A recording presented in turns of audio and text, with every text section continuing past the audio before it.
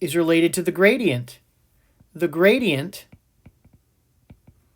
is 1 over the mass. Well, let's find the gradient. First thing we're going to do is go to this extreme point here.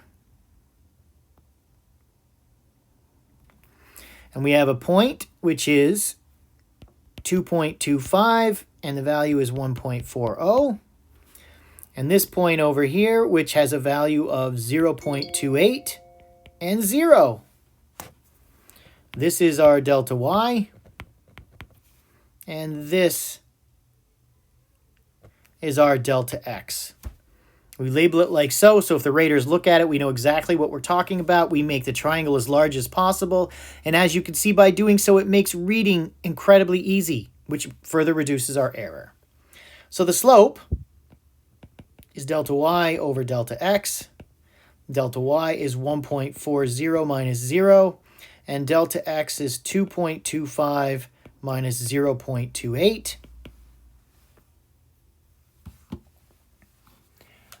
And that yields a value of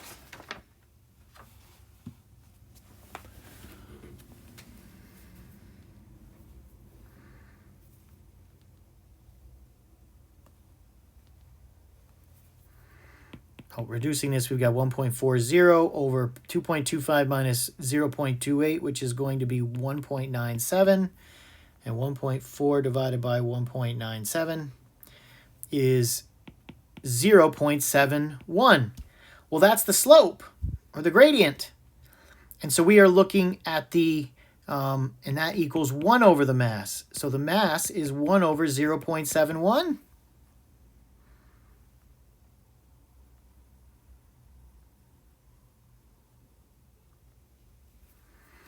And that gives us a mass equal to 1.407 kilograms. Two significant digits is 1.4 kilograms. So that's the mass. But let's go back and ask ourselves, what is this mass we calculated?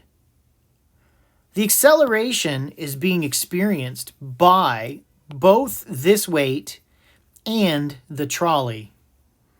So that mass is the mass of the trolley and the weight. The mass of the trolley and the mass of the weight. And this is where it's important for us to note that it's a heavy trolley and small weights. So if that's true, then the total weight of the system, that M we found, is big M plus little m, the mass we found of the system. And if this is small, then most of the mass of the system is due to big M, the trolley. So that's why these adjectives are very, very important. Let's do a little bit more here with the forces here to convince ourselves of this as a study. We do have a force of friction like this in this direction. We will redraw these forces horizontally, the pulley redirecting them. So we have minus force of friction. We have T1. We have minus T2.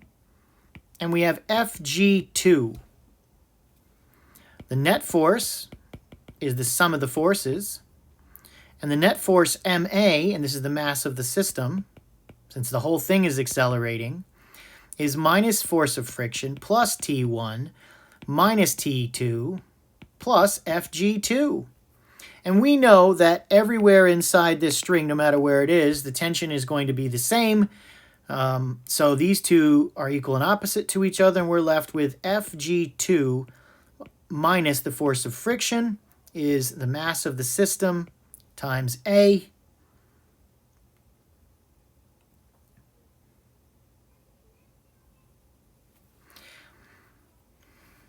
The mass of the system is little m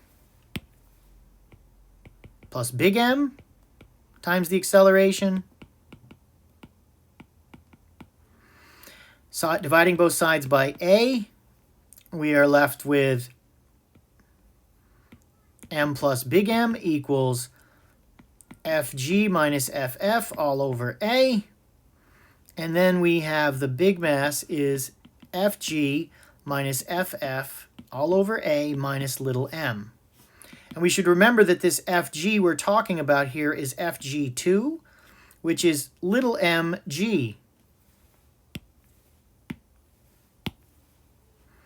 So we have we have the mass of the trolley is equal to the little mass times g minus the force of friction all over the acceleration minus little m. Now this little m, again, what we're seeing is if it is small, or very small, and this is large, then this m will have very little effect on it. And since this g is multiplied by the little one and makes it 10 times larger, this term is no longer inconsequential. It matters. So then that gives us insight onto, so when we look at this overall expression, we know the force of friction. The force of friction we already determined was minus 0.28. But we don't know the little mass. We don't know the acceleration. We don't know big M. And in fact, we could pull a point off the graph that will give us an acceleration. We have certain acceleration values, but we don't know what weight it's tied to. So even if we put in a value, there's little m here and there is big M here, and whatever value of acceleration we choose, we will still have two unknowns. So it's not something we can really know in this case. And so what we might point out is this is an upper limit of big M. Big M must be less than this total mass of the system.